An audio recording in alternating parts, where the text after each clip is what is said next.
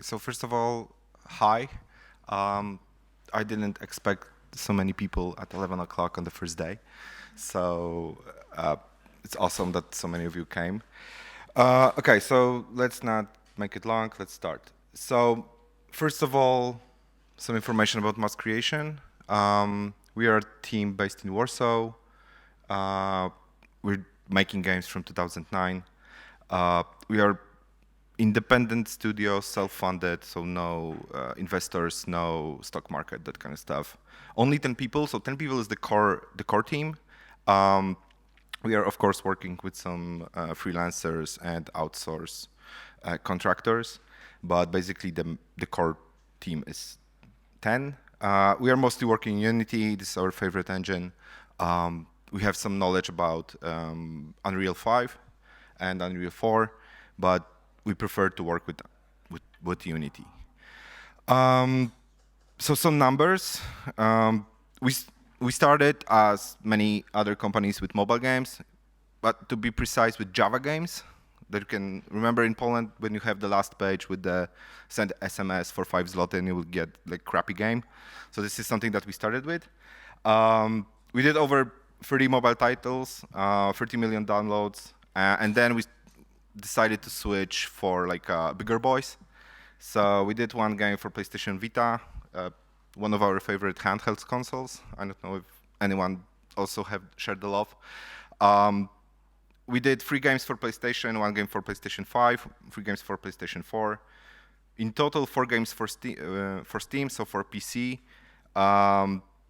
We have 2 games on Nintendo Switch and 1 game on Xbox One and Xbox Series X and S and X. Well, I always has a problem with the name.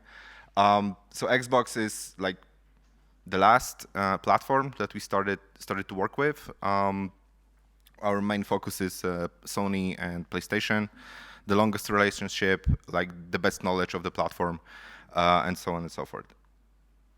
So, few information about the game that we're going to talk about today. So Shing is a 2.5D beat 'em up with single couch co-op and online multiplayer co-op options. We self-published the game worldwide and work with the local publisher in Japan and in Asia.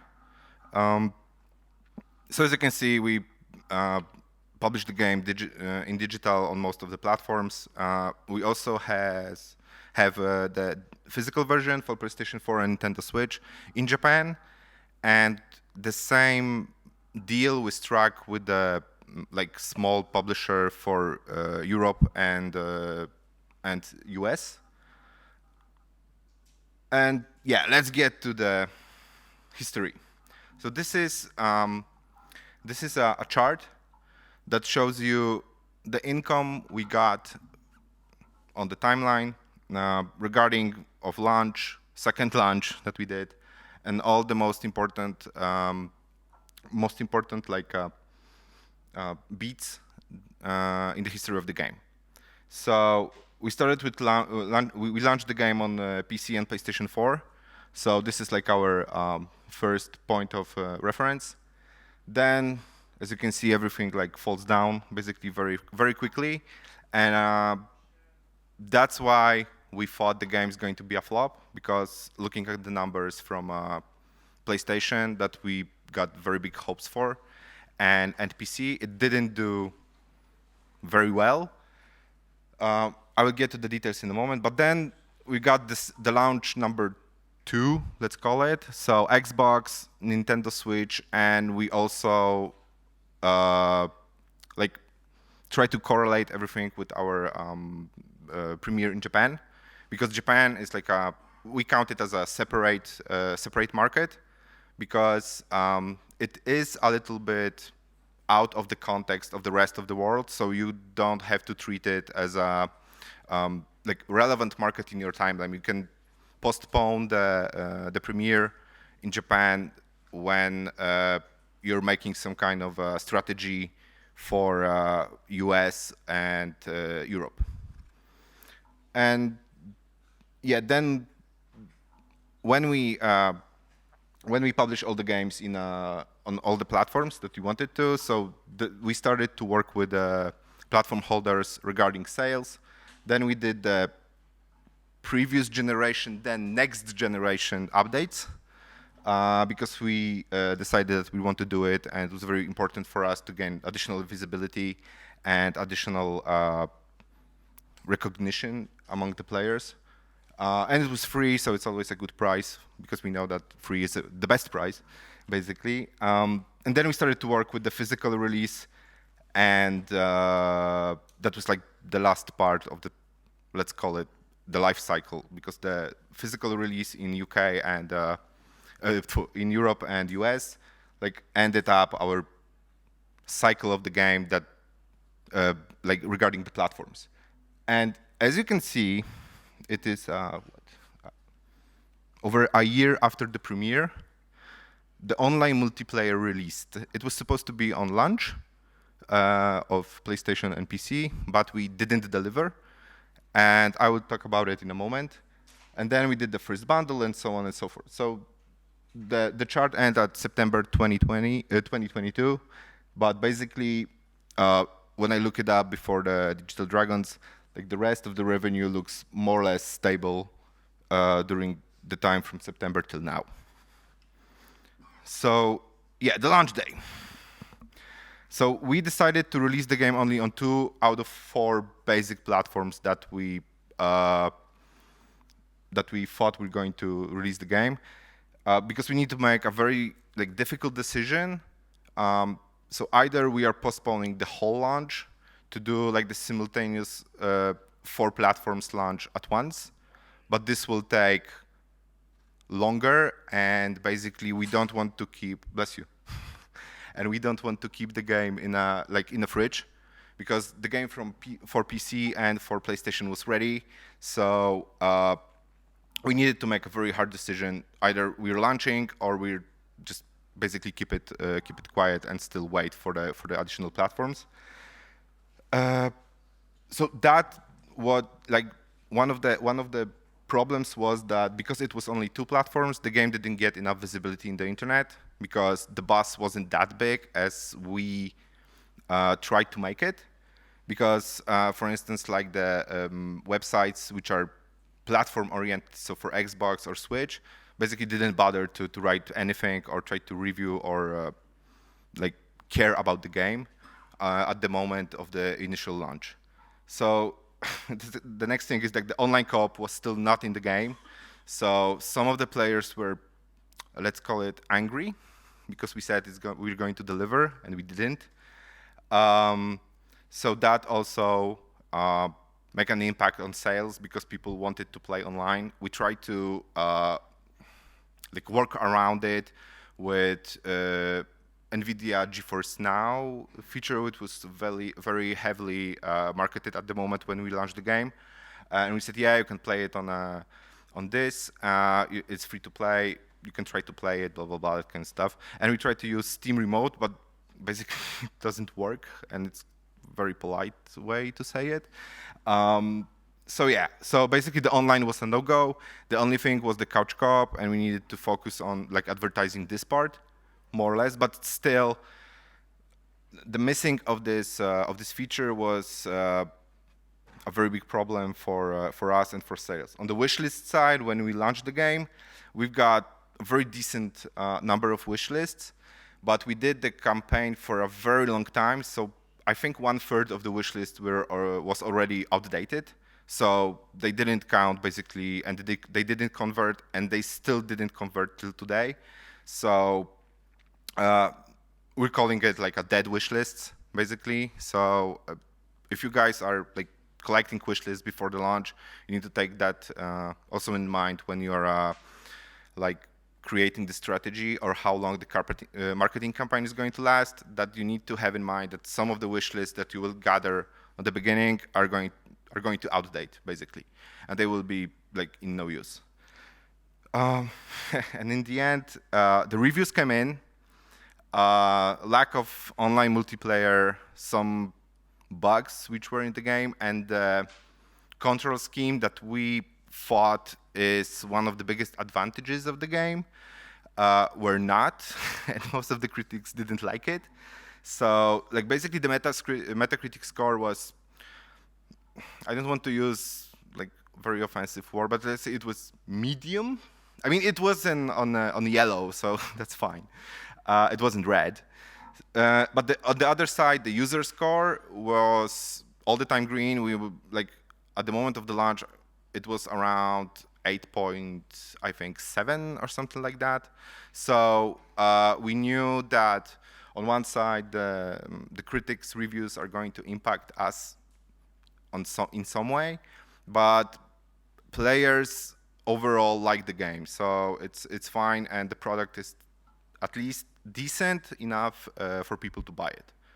So yeah, mistakes were made. The first launch was very far from good, and there was a moment of doubt that we decided, okay, so what we are going to do with it, but we look at the numbers on the beginning, and we said, yeah, we have like the launch was far from anticipated, but we have enough money to work and try to deliver Xbox, Switch, and the Japan release. So let's do it. Because basically, there was an option to say, okay, we're going to leave it, and we will move on to another project. But we didn't want to do that. There was enough money to pay people like their salaries for work for a certain period of time. So, So what do? We started to work, and we did the second launch in January. We were so the platforms were Xbox, and it was our first game that we were releasing on Xbox without Game Pass, anything. We were just part of the ID at Xbox program, and we were releasing the game as a third-party publisher. We did a short period of pre-orders for Xbox and Switch because we never did that before, and we decided that this is a very good moment to like experiment and see if pre-orders are going to work or not, how like to do them basically from the publisher side, if this is a very complicated process or not, and that kind of stuff. So we decided to do the pre-orders. In the end, we were hoping, and like all the feedback that we get was your game is going to be awesome on handhelds, so it's a very good fit for Switch. It was not, so don't believe everything you hear from people from the outside and like all the feedback, because like the sales on Switch and even on PlayStation, like in this time of period, was much more better than what we have like from Switch.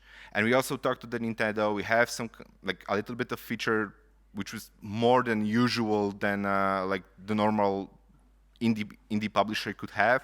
So there was like a little bit of additional marketing. There was some kind of interviews, additional news. We used the news channel which you have on the console as a publisher to try to reach out to players. But still, this wasn't like, I don't know if it wasn't enough or what was the reason in the end. But basically, the Xbox was the king at the moment. And the amount of money we earned just from Xbox was something that basically we didn't expect. So, and it was a very pleasant surprise.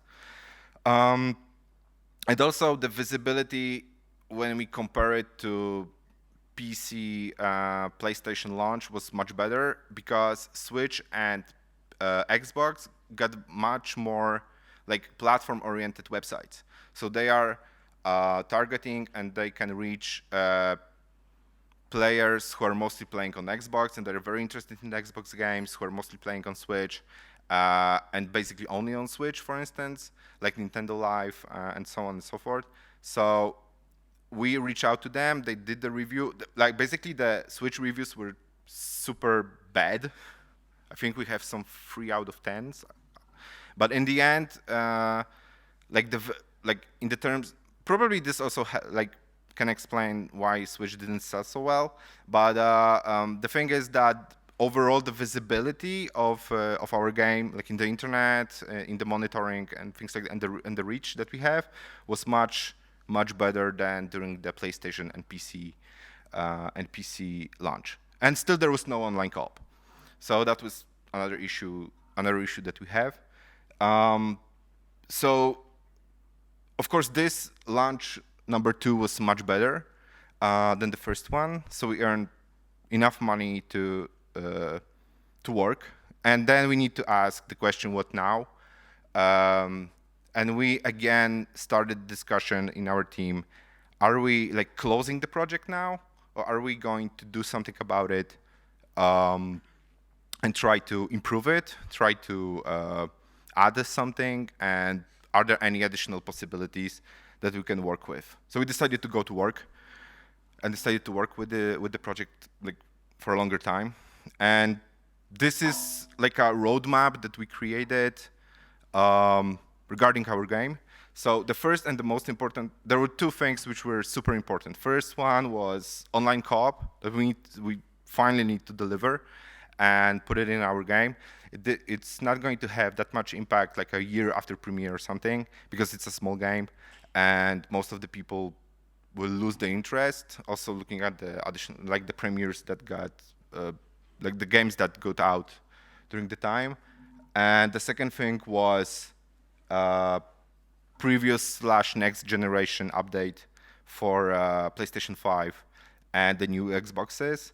And the main decision that we have was that we made was that it's going to be free. We're not gonna do like separate version and like charge people for that and so on and so forth. The decision was we're gonna to do it for free. If you already purchased the game, it's fine. You can update it if you have the new console.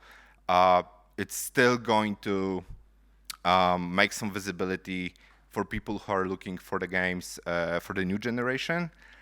And the last thing was there was not that many when the new Xbox and the new PlayStation came to market. There was not that much game optimized for the new generation. So we decided if we are going to do it super quickly, we're going to have like additional visibility in stores, for instance, in the console stores, because like there was like 20, 30, 50 games only. If one of them is going to be ours, it's going to attract much more attention than if we didn't do that fast, like after the premiere. The next thing was the alternate control scheme, because that was something that people were almost shouting about, that we need to bring the controls which they know from beat 'em up games. So in the end, we kind of do this because we're developers, and we said, yeah, it's a little bit of our game, so we're not gonna do like 100% what people want, because it's our baby. That was one of the biggest. That was the biggest project that we did in the company. So we created alternative control scheme, which in the end was a mix of our idea of the controls with what player wants, and it ended up well. Like it was received, it was delivered to the players, and they were happy with that, and it's a very big improvement. And the last thing that we wanted to do was something we call it a version 2.0. So that was a very big patch that we deliver. I think it was December last year, so over 2 years after the premiere, which fixed like a big amount of bugs, some graphical improvements, like quality of life improvements, a little bit of UI changes, and that was like the definitive version of the game, and that marked the end of the production cycle, let's call it. So the version 2.0 was the final patch that we did for the game. That was something that we said, yeah, now the game is complete, and this is where we finished to work on it. We just gonna work with the product management. And of course, the last thing which we struggled a little bit was the Steam Deck verification. This is a little bit tricky because this is Valve, and the criteria of when you will get information that you can be reviewed for Steam Deck, if you're not a very big publisher, is probably unknown to anyone. So you need to wait. Overall, Shing got the verification notification very quickly. I mean, very quickly after the Steam Deck launch, and they announce it, and they give us the tools to optimize the game.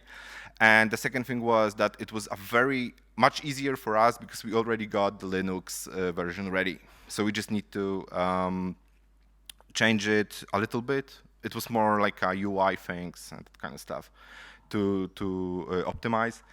And we get the but still we like need to exchange few very angry emails with Valve because they wanted to do something, and we said that it's a little bit of BS that they wanted.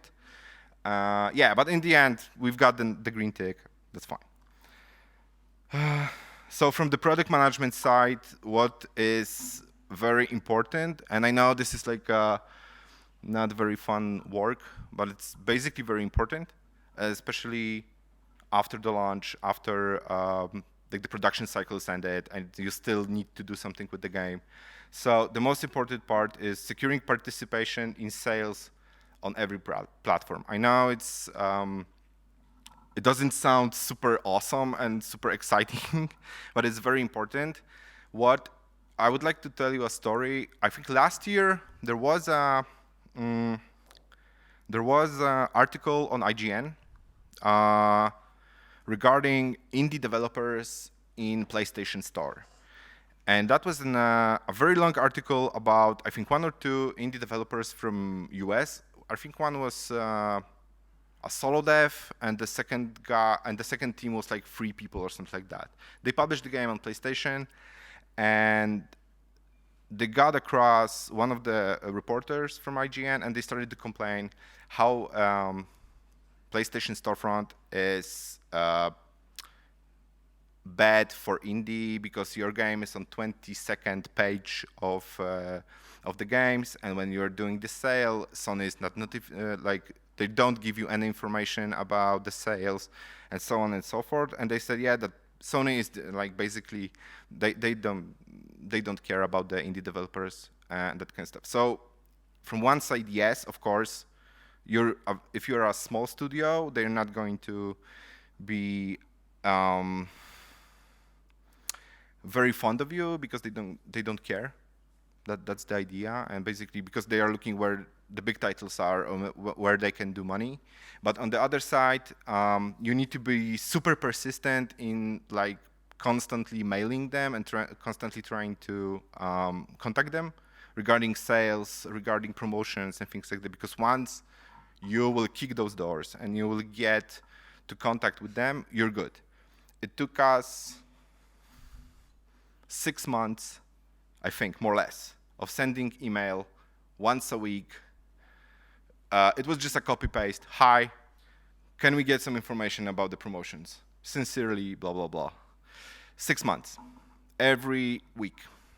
But once we were included in all the magical spreadsheets of Sony and all the magical spreadsheets of Nintendo and Xbox and whatever. I mean, Steam is out of the table because it's like idiot-proof. You just go in, click, and that's it. So in here, it's good. But the consoles are much more tricky. So once we got included, you have no idea how many emails with the sales promotions we got at least once a week. So you're just like flooded with the informations when you can like discount your game or in which promotion you can put it. You need to be like super patient, and you just need to do it over and over and over again. And once you will be there. The second thing, I will talk about this also in a moment.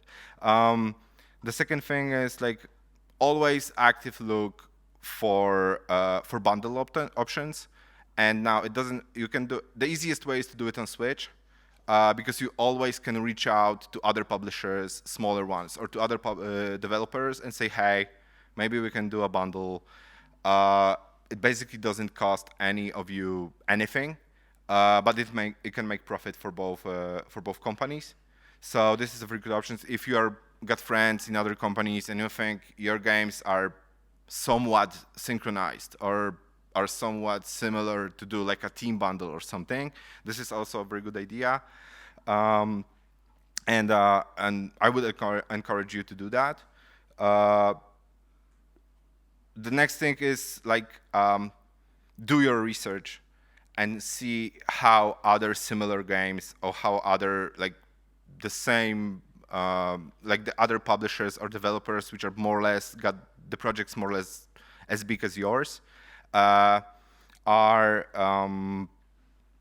managing the prices of the games, because this knowledge, if you can reverse engineer it and you can see what mistakes they make, you can see how they are, if they are very successful, how they are earning their money, how much copies they are selling. You know, for PC, you have your everyone. We all have our tools to do that, so you can learn from your competition.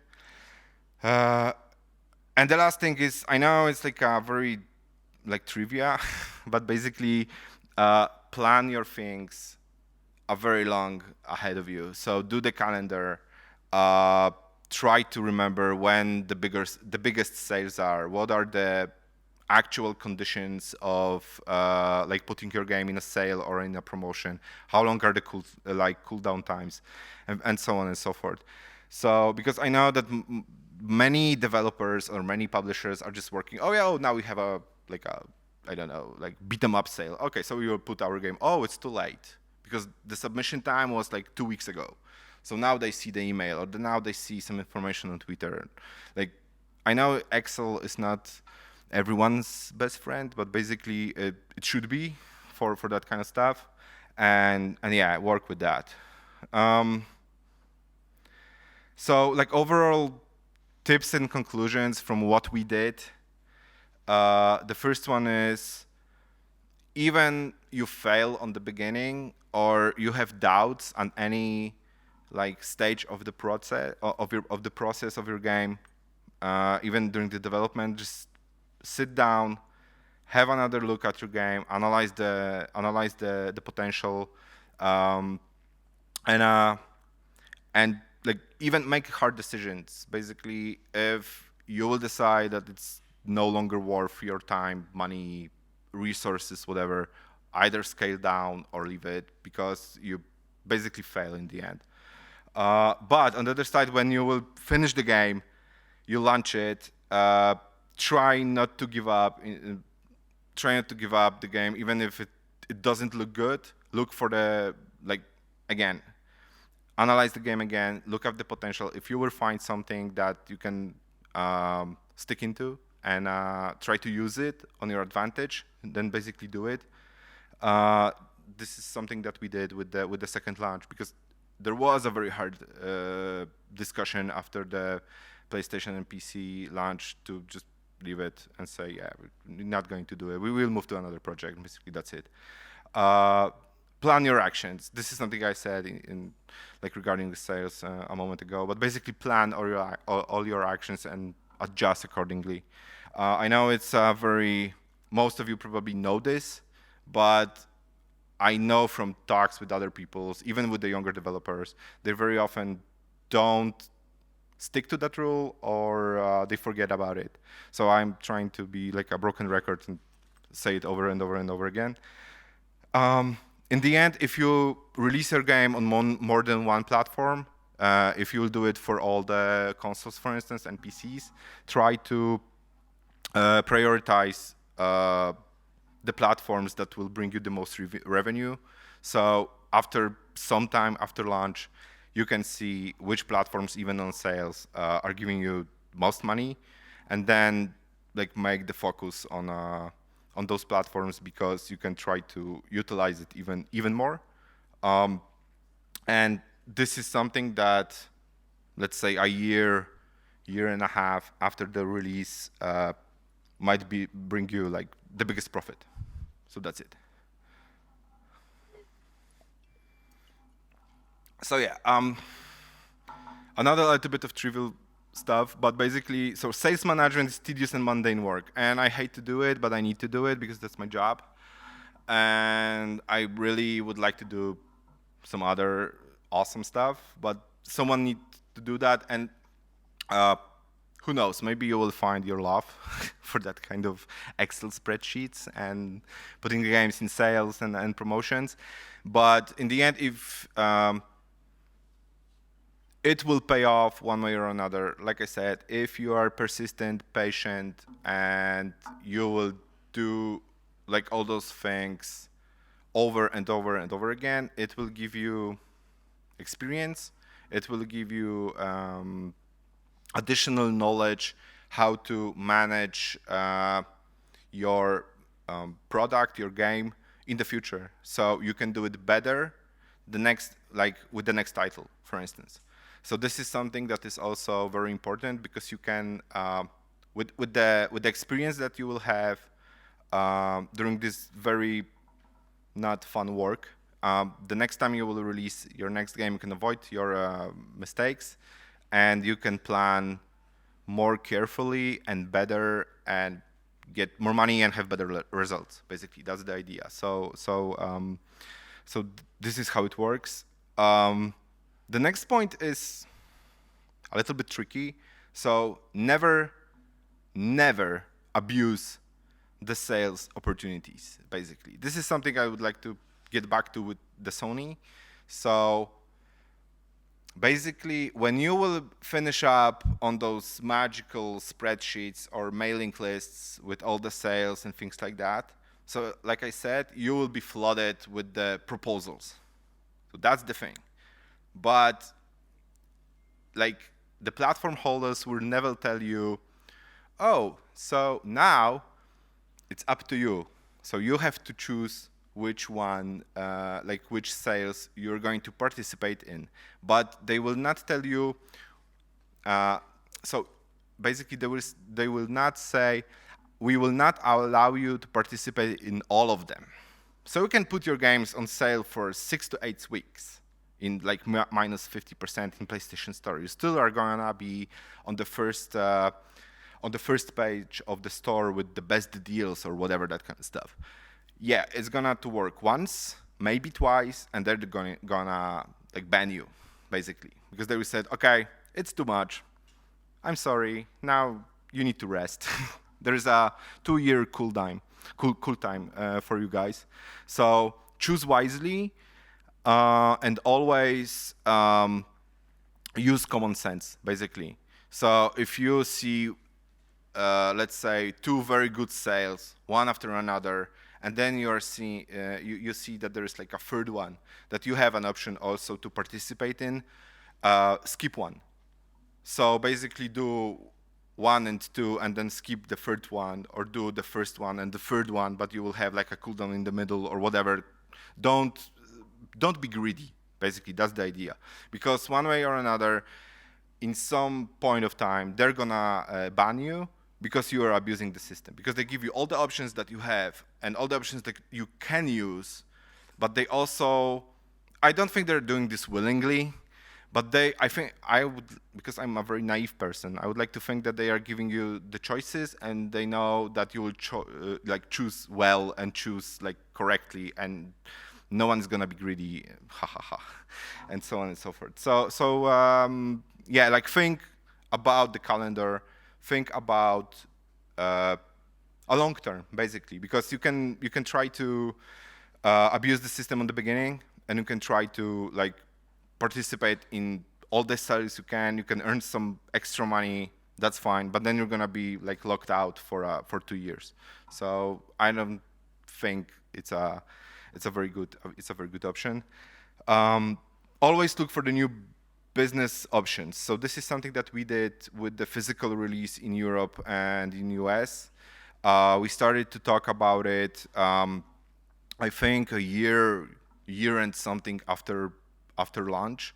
So it took us a very long time, but we decided to do it because A, additional visibility, but it's awesome to have a physical release in your office or on your shelf at home. So not everyone is doing that. C, additional money, basically. So this is like additional source, smaller, bigger, it doesn't matter, but it's additional source of money that when you sum them up during the month, you can earn some extra buck. And it's not only with the physical release, but basically with the bundles. And this is, I would also recommend when you are a smaller developer or a smaller publisher. So leave the bundles as one of leave the bundles as one of the one of the options that you have in your like product cycle, because you can do one or two bundles like early after release. That's fine, but basically, from my experience, on the beginning, it's better to focus on like your own sales, basically to do like all the discounts, do all the like promotional sales and so on and so forth by yourself. The bundles should be like one of the last things that you are going to do. Also look for this is more for like Steam thing, and because this is a Steam key distribution, so look for third-party shops. I'm not telling about G2A or Kingwin or stuff like that, but there is some like legit stores in the internet that are also like selling Steam keys, and they can also give you quite good deals to put the game in their stores. And they are also doing different kind of sales, different kind of bundles, which they are very heavily they're promoting this in the internet. So this can give you also like additional boost and some money, even let's say 2 years after the premiere. We did something like this on the beginning of this year, and it went very well. I would say, I can't share any numbers, but basically it went very well in terms of money that we get from them for the sale, and in the term of like additional visibility, we saw some additional traffic on our Steam page that people were interested in the game and were looking for it. So they can also like direct additional traffic to your Steam or to whatever place you're selling the game, and give some additional momentum a very long time after the release, when most of the people will think that the game is like dead or like only doing sales and that kind of stuff. The last thing that I think is the last thing. I would just check. Yes, it's the last thing. So the last thing is that something that not everyone are aware of. So you have to manage your discounts very carefully, and this is something like experience kind of. You need to have experience on that, but people mostly learn of it. So you need to know when to get when to make the discount bigger than the last one. So on the beginning, we have like launch discount or don't, like -10. So we're keeping the -10 as long as we can see that people are still buying the game. But there is also always this point in time when people are waiting for a deeper discounts, especially now when there's so many games on discounts and they are so quickly on discounts or in Game Pass or whatever. So then you're doing like -30, then you're doing -550, then you're doing let's say 65, because you're still struggling not to do like -80. But once you will do a -80 discount, this is like a no turning point. This is when you're doing like -80, you will have to keep -80 or -90 if this is possible even. So this is one more step you have, and that's it. So you need to keep in mind that the deeper the discount is, you will not be able to get back, because no one is going to buy your game when it's, for instance, getting back to the full price.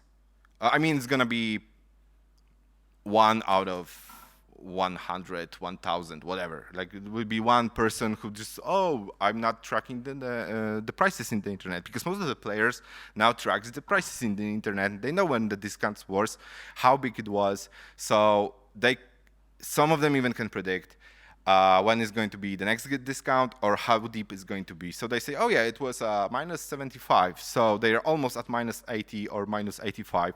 I will wait additional 3 weeks. Something probably come up, that kind of stuff. Like the SteamDB is awesome for us, but it's also awesome for the players who know how to use it, and they can track everything there. So yeah, this is how it looks like. So keep in mind when you will create your calendar or you will create a strategy or whatever it's going to be, that there will be some point, like a point of no return, that basically when you will go very, very deep with your discount, you will not be able to get back. And also you need to keep in mind that the sales of the game, once the discount is over and the game will go back to full price, is going to drop like significantly. I'm probably almost to zero or to 5% of what it was during the discount and kind of stuff. Okay, so we've got 3 minutes left, and basically I'm done. So if there are any kind of questions. Yes, we are on time, so we can afford for 1, 2, or even 3 questions. We'll see. Do mikrofonu. Yes, could you please take a step to my...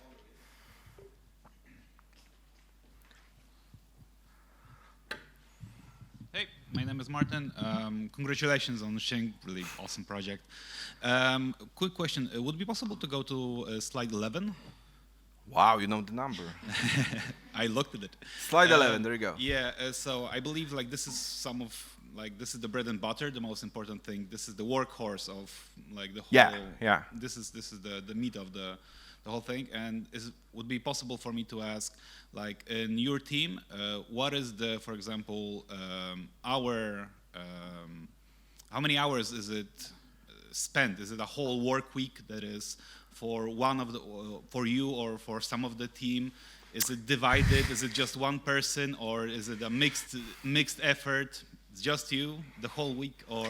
I mean, okay, so in a smaller team, it's very hard to say because basically I'm doing like all the marketing stuff, I'm doing all the PR stuff, I'm doing all the biz dev stuff, I'm doing all the product management stuff. It's hard to say. Like one day I'm only doing, like taking care of the, for instance, sales, discounts. I'm looking at the emails, planning, doing the calendar for like 2 months ahead and things like that. And then I'm not basically doing it for like 2 weeks because there is no notification that, hey, it's almost the end of this period and then I need to do it again. So like, you know, in a bigger companies, you basically got the whole team who's taking care, at least 1 or 2 dedicated persons who are taking care of that. And they are in charge of like contacting the platform holders regarding some kind of sales. You can do like publisher sale on Steam if you have like good connections with Valve and that kind of stuff. But on a very small team like ours, it's basically one person.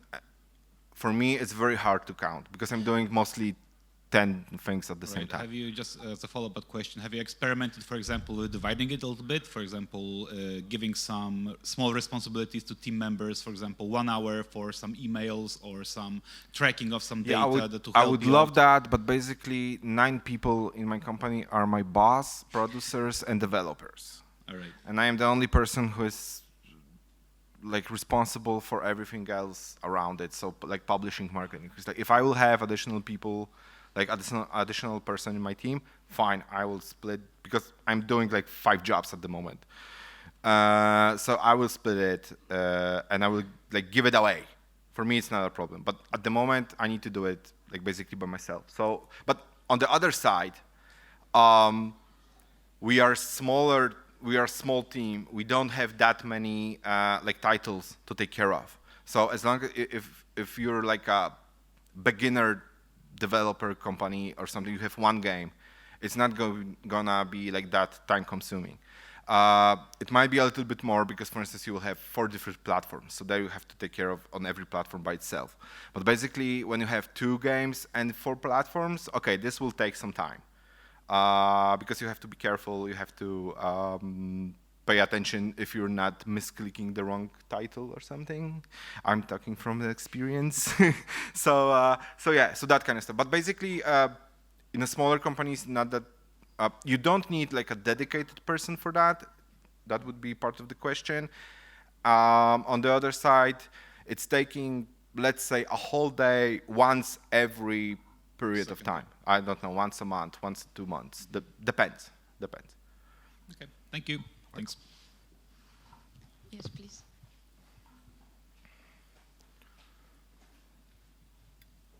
Hello. Thanks a lot for your talk. I have 2 short questions. One is about the Japanese experience.